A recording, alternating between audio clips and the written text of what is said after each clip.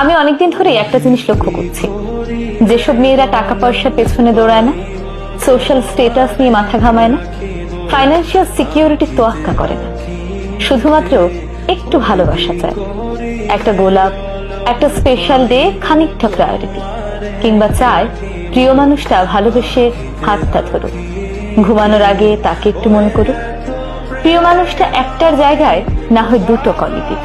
এই মেয়েগুলোই কেন জানি না দিন শেষে মন খারাপের ভার নিয়ে বসে থাকে।